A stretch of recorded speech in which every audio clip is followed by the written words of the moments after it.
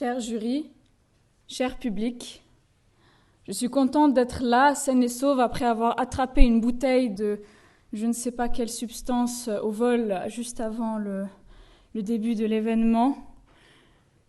Avant de commencer, je tenais à dire qu'on ne sera peut-être pas d'accord,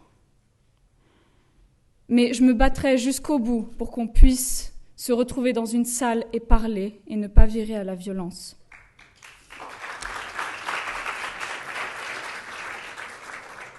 Pour répondre à la question « Est-ce que la Suisse est hypocrite quand elle refuse du matériel de guerre ?» Je dirais que non, puisqu'elle a déjà suivi les sanctions économiques de l'Union européenne. Si elle rajoute de cela, elle prendrait une position qui ne serait plus de sa neutralité, mais elle basculerait encore plus dans le camp de l'Union européenne. La neutralité suisse est-elle une illusion ?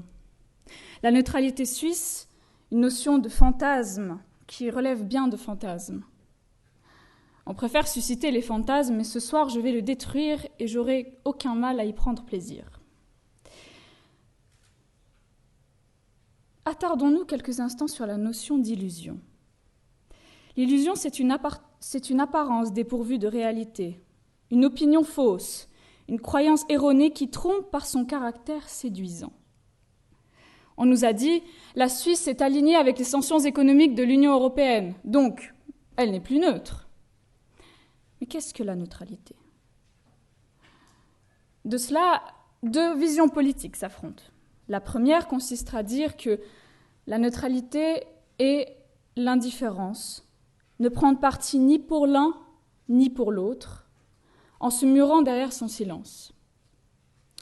Une seconde vision tend à dire que la neutralité serait active, c'est-à-dire prendre part une partie pour l'un, une partie pour l'autre,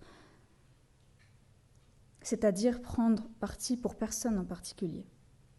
Alors, lesquelles de ces deux définitions est illusoire ? Lesquelles de ces deux neutralités est illusoire ? Admettons que vous choisissez la première. Vous pensez que la neutralité est le fait de l'indifférence, ne prendre parti ni pour l'un ni pour l'autre. S'aligner avec les sanctions économiques de l'Union européenne ? Non, impensable. Dialoguer encore avec la Russie de Vladimir Poutine ? Non, impossible.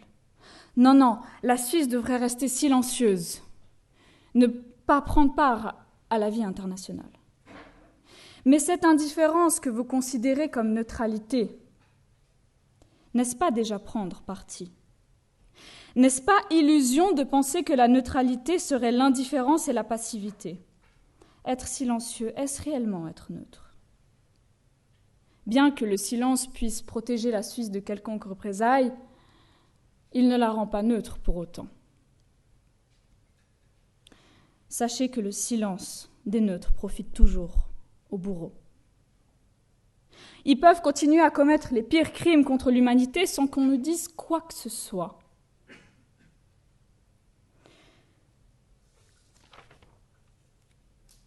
Les nations coupables de crimes prendront toujours le silence de la Suisse comme un consentement.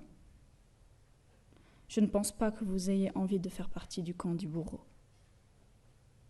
Non, vous ne voulez pas. Vous êtes avant tout aussi les descendants des conventions de Genève.